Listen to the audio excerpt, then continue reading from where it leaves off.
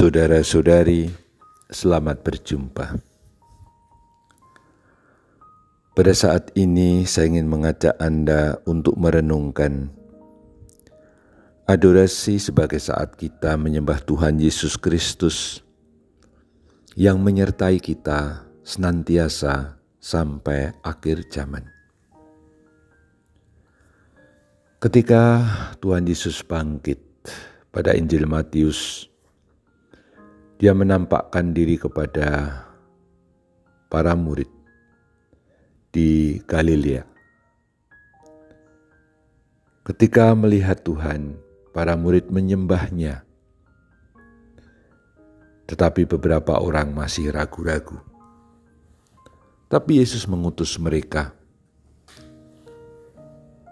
Dia berkata, "Kepadaku telah diberikan segala kuasa di surga dan di bumi. Karena itu pergilah, jadikanlah semua bangsa muridku, dan baptislah mereka dalam nama Bapa dan Anak dan Roh Kudus. Dan ajarlah mereka melakukan segala sesuatu yang telah kuperintahkan kepadamu.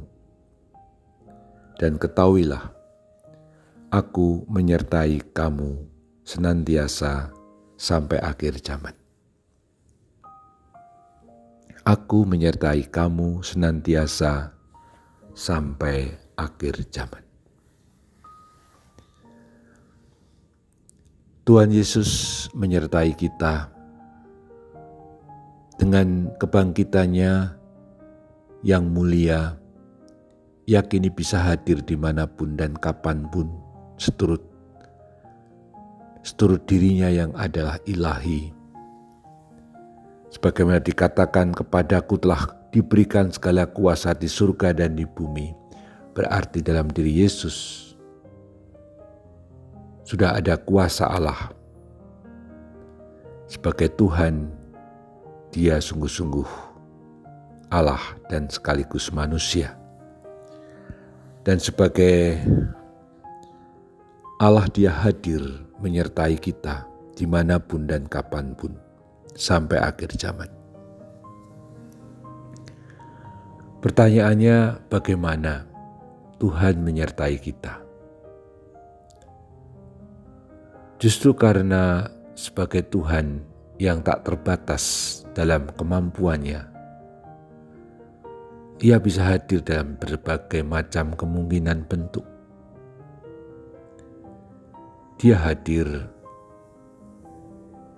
dalam kehidupan kita sehari-hari, melalui orang-orang di sekitar kita, ketika orang-orang di sekitar kita itu mendukung kita, membesarkan hati kita, menolong kita, mengasihi kita, tersenyum kepada kita.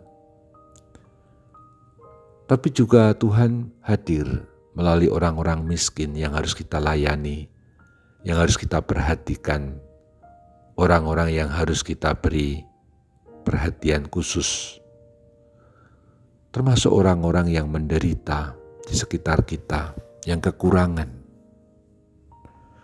Mereka pun adalah cara bentuk Tuhan Yesus hadir di tengah kita. Di dalam perayaan liturgi dikenal macam-macam bentuk kehadiran Kristus yang menyertai kita. Ketika orang sedang berdoa, beberapa orang, Tuhan Yesus juga hadir di tengah-tengah mereka. Maka Yesus pernah berkata, "Jika ada 2 atau 3 orang berkumpul dalam namaku, Aku ada di tengah-tengah mereka." Tetapi juga di dalam dokumen-dokumen gereja dinyatakan, Kristus juga hadir dalam perayaan liturgi, dalam diri pelayan, dalam diri imam yang sedang memimpin misa. Kristus juga hadir ketika Injil atau bacaan kitab suci dibacakan. Dia hadir dengan sabdanya. Tetapi yang paling agung dan paling puncak dan paling istimewa memang kehadiran Tuhan Yesus dalam perayaan Ekaristi dalam rupa roti dan anggur. Sebab Tuhan sendiri berkata, inilah tubuhku pada roti. Lalu atas anggur dia berkata, inilah darahku. Dengan pernyataan seperti itu, maka kita dapat mengerti betapa Tuhan sungguh mencintai kita, mengasihi kita, dan ingin selalu menemani kita. Baik dengan cara-cara yang kadang tersamar, seperti kehadiran melalui sesama kita. Ingat kisah Emmaus, bagaimana dua murid itu berjalan bersama Yesus sebelum sampai ke Emmaus dan upacara pemecahan roti yang adalah Ekaristi itu. Di tengah jalan mereka sudah ketemu Yesus, tapi mereka tidak sadar bahwa itu Yesus. Tapi hati mereka dikobarkan, diberi semangat, mereka menjadi ramah karena ngampir ke Tuhan.